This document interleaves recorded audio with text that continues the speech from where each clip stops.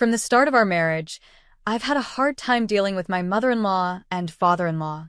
They've always treated me poorly, and to make things worse, they've constantly criticized me for not being able to have children. What hurt even more was when my husband, who should have been there for me, said, "My sister-in-law is young and beautiful, and unlike you, she had kids right away." I'm honestly jealous of my brother. On top of that, my mother-in-law accused me of being infertile because she claimed I was having an affair and said she had proof from a hidden camera. So I came up with a plan. I called a family gathering, pretending it was to celebrate my nephew's birthday, and suggested we all watch the supposed evidence of my affair that my mother-in-law was talking about. When we watched it, my sister-in-law Scott and my father-in-law muttered, "I knew it," in shock. My name is Emma, and I'm 36 years old. I work in the international business division of a mid-sized trading company. I live with my husband, Scott, who is the same age as me and works at a steel manufacturing company, along with my in-laws. We don't have any children yet. I met my husband at a dating event a friend invited me to. At that time, I was in my 8th year on the job, finally getting the hang of it and starting to enjoy my work, so I wasn't really thinking about marriage. But I couldn't say no to my college friend, who kept insisting, "You have to come." Honestly, I was more interested in the special menus the restaurants had prepared for the event than in finding someone. I felt a bit out of place compared to my friend, who was actively socializing, but it turned out she got close to a guy who was there with Scott. Apparently, Scott wasn't too interested in the event either, and had been dragged along just like me. We ended up hanging out together as bystanders, but since I thought it was just a one-time thing, I didn't exchange contact information with him. However, exactly 2 weeks after the event on a Sunday, I got a call from an unknown number. At first, I ignored it, but after work, the calls started coming every 15 minutes. I kept wondering, who could this possibly be? I was getting frustrated and was about to block the number, but before I did, I decided to answer the call to find out who was behind it. It turned out to be Scott, the guy I had met at the dating event. He said, "Oh, good, is this Emma?" I was relieved to know who it was, but I was also confused because I knew I hadn't given Scott my number. When I asked him how he got my number, he casually replied, "I begged a friend who was with me at the event to get it for me." Apparently, my friend had hit it off with Scott's friend and decided to start dating him after the event. Scott, who hadn't gotten my contact information, found out about this and managed to get my number by asking my friend repeatedly. Although I was a bit upset that my friend had given out my number so easily and that Scott had gone to such lengths to get it, we somehow started dating. A year later, Scott proposed to me. It wasn't a whirlwind romance, but I felt that I could live a calm and peaceful life with Scott, who had a gentle and endearing personality. There were no issues from my side about getting married. My parents had been living apart since I started college, but they hadn't divorced because they didn't see any real benefit in doing so. Friends and acquaintances would ask if I felt sad about it, but I had always felt distant from my family, so their separation seemed like it was bound to happen. During my college years, my parents supported me financially, so I would visit them alternately during long vacations.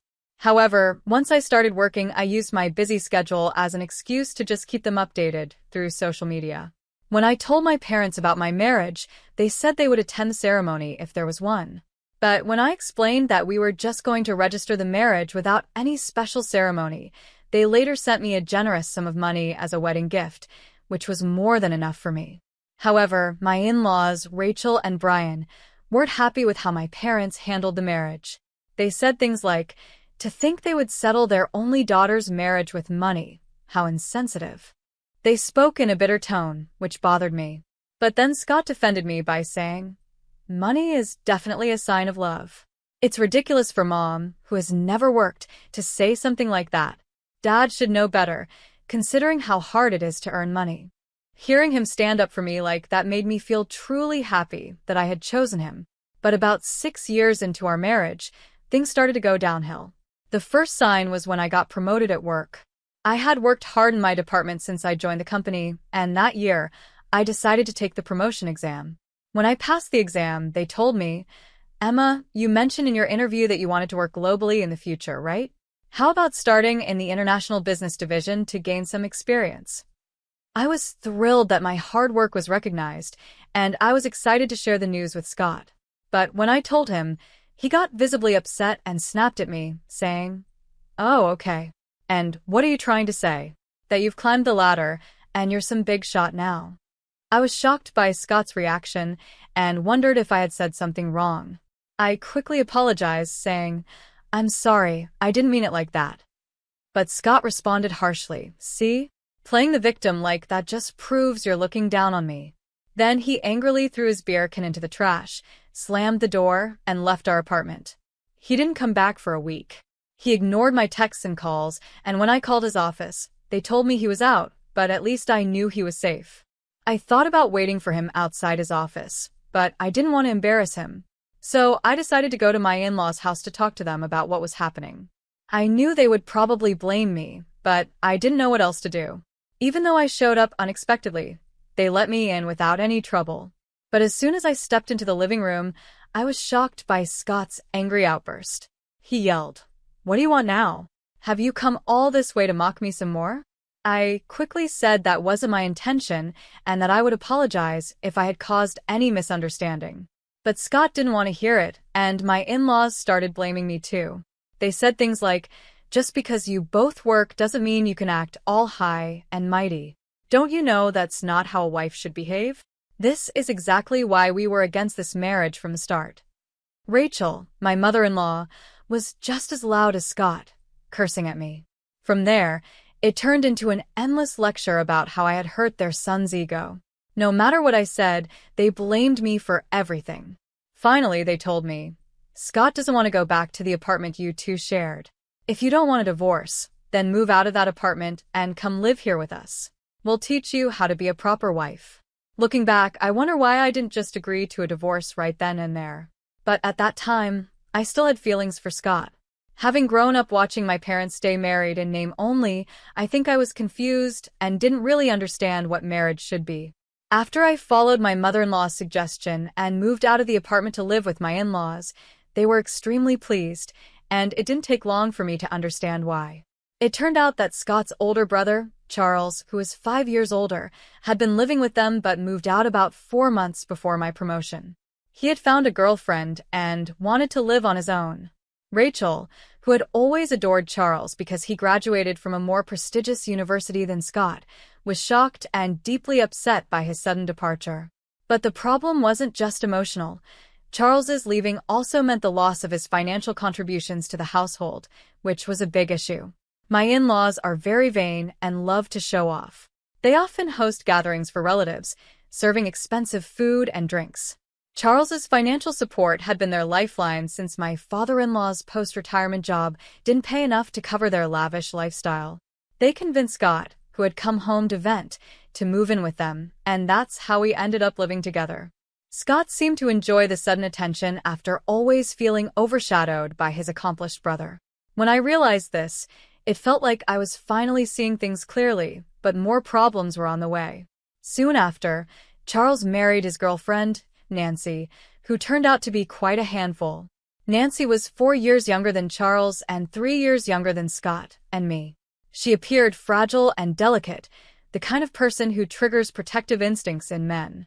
This was especially true for both Brian and Scott, who became visibly restless whenever Nancy visited and acted like they were her followers. Rachel, not amused by this, began criticizing me, saying, "Scott is smitten with his brother's wife because you lack charm. If you just had a child, my husband would settle down as a grandfather." She even suggested I quit my job to focus on getting pregnant. However, due to my in-laws' extravagant spending, the household expenses were skyrocketing, and Scott's salary alone couldn't cover them. Even when I showed them a report from a household budgeting software to explain the situation, they dismissed it, saying, "That's just because you're bad at managing money, always full of excuses." Then Nancy became pregnant. Rachel, who had previously disliked Nancy, suddenly became obsessed with her first grandchild, doting on her grandson, Andrew, immensely. She eagerly welcomed Nancy's visits, which she had avoided before, and even started saying things like, "Oh, how wonderful it would be to live under the same roof as such a lovely grandchild." Scott then started making sarcastic remarks to me, saying things like, "Exactly, Nancy is young and beautiful, and unlike you, she gave birth to a child right away." "I'm really jealous of my brother," Brian chimed in. "That's right. Maybe we should just kick out the daughter-in-law who can't have children and let Charles's family move in instead," he said without thinking. By then, even I started to consider that maybe leaving Scott and this house might be the best option since we didn't have children. Then, as if on cue, Nancy became pregnant with her second child. Rachel's obsession with her grandchildren grew stronger, and she started treating me even worse. She came up with a ridiculous theory and said, "The reason you can't have children must be because you're having an affair. You're just worried you won't know if the child is Scott's or your lover's." I was shocked by her words and decided to ignore her. But one evening, I noticed Rachel smirking at me. Confused, I asked what was going on, and she said, "You are indeed having an affair, just as I suspected."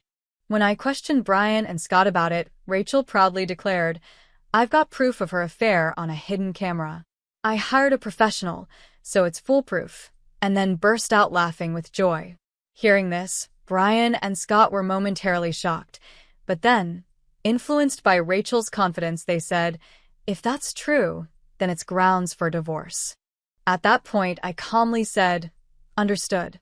Then I will take this opportunity at Andrew's birthday celebration next week, which we've already planned, to explain the situation to all the relatives who will be there."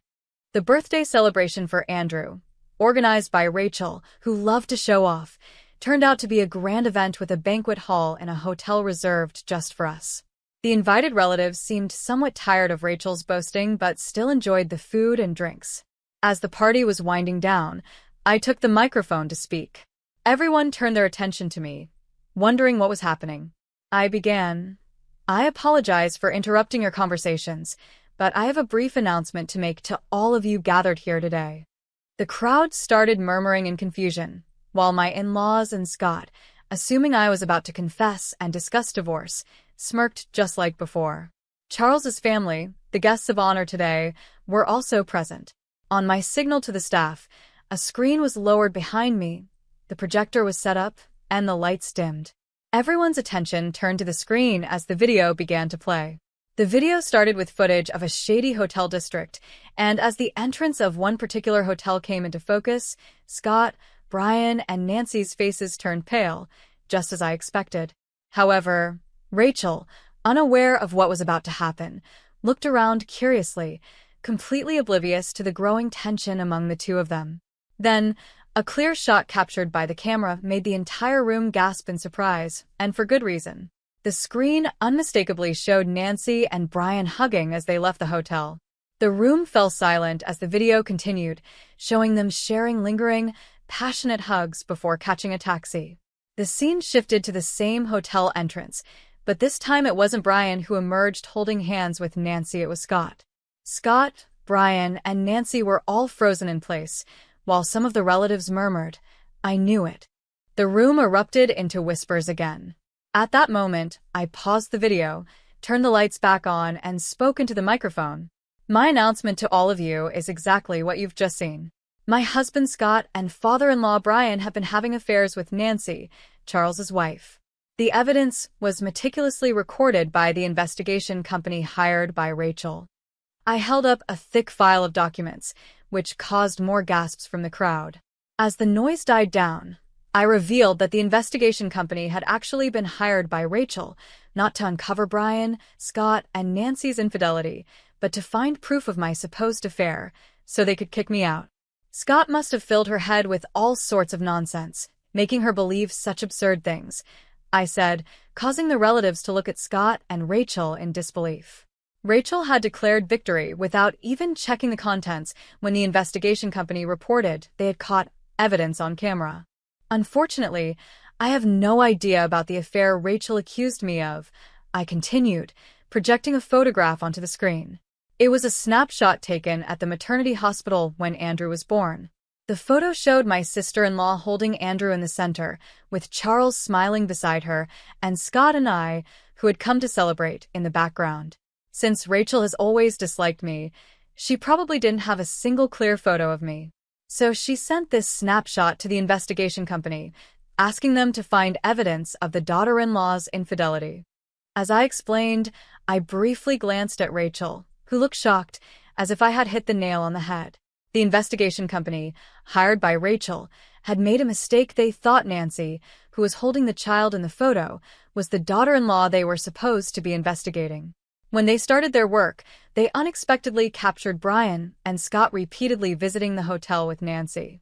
Believing Charles to be the husband under investigation, they reported to Rachel that they had caught evidence on camera. Rachel, thinking this was proof of my alleged affair, believed she had finally found what she was looking for. When I was first confronted with the so-called evidence, I was surprised, but then something clicked. I remembered the name of the investigation company from a credit card statement that Rachel had used.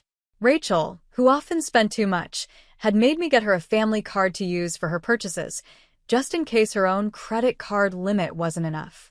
Troubled by her making large purchases without consulting me, I had set up the card statement to be viewable in an app, so I could check the charges each month. The next day, I took half a day off work and went to the investigation company to explain the situation. I then commissioned a new investigation myself. Realizing their mistake, the company eagerly accepted the task to make things right, and they quickly provided the results, which led to the evidence I presented today. As the screen was removed and the lights brightened, Nancy, Brian, and Scott all looked pale.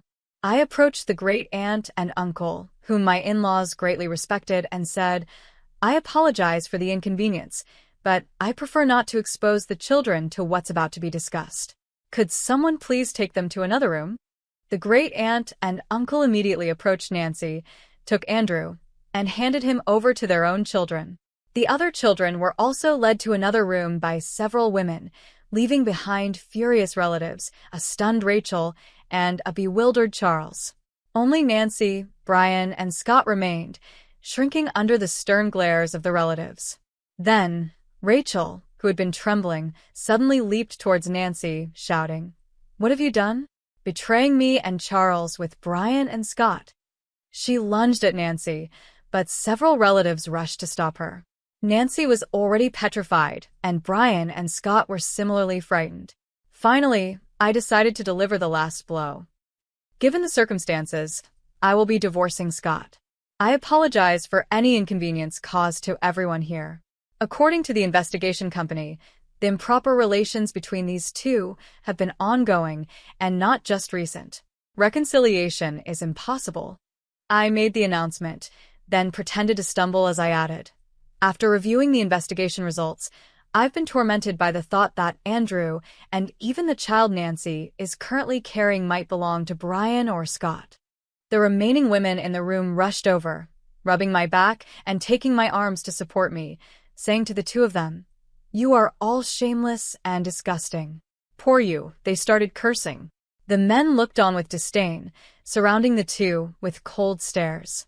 Brian and Scott could do nothing but stand there, silenced by the disapproval, while Rachel continued ranting and Nancy sobbed. The fallout from my revelation that day spread quickly. When Charles found out that his wife had been cheating on him with both his brother and father, he was in shock for a while. But as he started to regain his senses, he began to seriously doubt Nancy's claims that Andrew and the baby she was carrying were his. Nancy pleaded desperately, saying, "That's just a lie. Both Andrew and the baby are undeniably your children." However, once suspicion takes root, it doesn't disappear easily. Taking advantage of a moment when Nancy was off guard, Charles used a paternity test kit he had ordered to check their father-child relationship, and the results came back positive. Even when confronted with the results, Nancy stubbornly refused to admit to cheating, frustrating Charles to the point where he contacted her parents. Caught completely off guard, Nancy's parents couldn't believe the story Charles told them, so they came to my office demanding an explanation. Though I found it bothersome, I knew I had to deal with this eventually, so I took the next day off and went with Nancy's parents and the couple to the law firm I had hired. When the lawyer, Richard, showed them the related documents and the infamous video, Nancy's parents were speechless.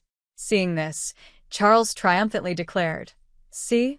I told you she betrayed me, cheating with both my brother and father.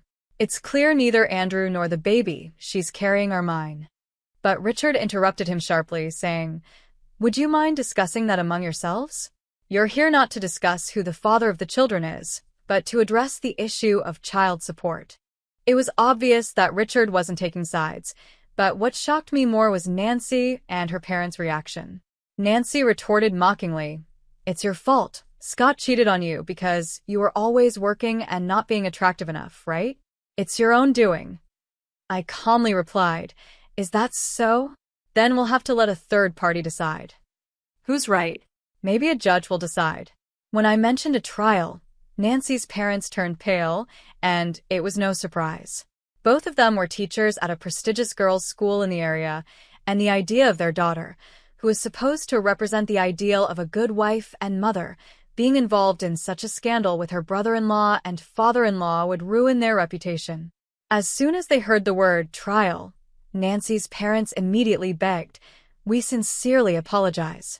But to me, at this stage, an apology from anyone didn't matter. I glanced at Richard and stood up, signaling the end of the meeting. Later, Richard informed me that after I left, Charles, Nancy, and her parents caused a huge uproar, but they finally left after Richard threatened to call the police. Not long after, perhaps as a way to keep things quiet, Nancy's parents transferred a large sum of money through Richard. Given how things turned out, what happened to Charles and Nancy didn't concern me much, but around the same time, I found out about the fate of my in-laws through Scott, who had also demanded a division of assets. According to Scott, Charles filed for divorce and refused to pay child support for Andrew or the unborn child unless a DNA test proved he was the father. He even declared he would file for denial of paternity as soon as the child was born. Fearing the worst, Nancy's parents, against her wishes, forced her to undergo prenatal testing. It turned out that the father of the unborn child wasn't Charles, but shockingly, it was Scott. Even more, it was revealed that Andrew's father was Brian, making the situation beyond repair. When Rachel, who had doted on Andrew, found out he was actually her husband's child, she had a mental breakdown. She aged rapidly and is now almost bedridden, with Brian taking care of her around the clock. Brian told his father-in-law, "I won't look after you in your old age, get Scott to do it." Unfortunately, most of Brian's retirement funds had been spent on luxury brands and jewelry for Nancy in an attempt to win her favor, leaving almost nothing behind. As a result, with their inheritance depleted, Brian and Rachel, now abandoned by Charles, turned to Scott in desperation. But Scott, already burdened with my asset division claims, was reportedly being pressured by Nancy, who had been divorced by Charles. She was demanding that Scott marry her, insisting, "Now that it's come to this, you're going to take responsibility for both the unborn child and me. I'm sorry for everything that's happened. I apologize, so please give me another chance." "I love you, Emma." Scott begged for forgiveness, but it was clear he wasn't seeking my love, he just wanted my financial support and someone to care for his parents for free. Since I had no lingering feelings for Scott, I instructed Richard to convey my final decision and blocked all contact with him except through one social media platform. Eventually, the divorce was finalized, despite some disputes. The asset division was paid in full in 2 installments. According to Richard, Nancy continued living with my in-laws, pretending to be Scott's wife, even though she wasn't officially registered as part of the family.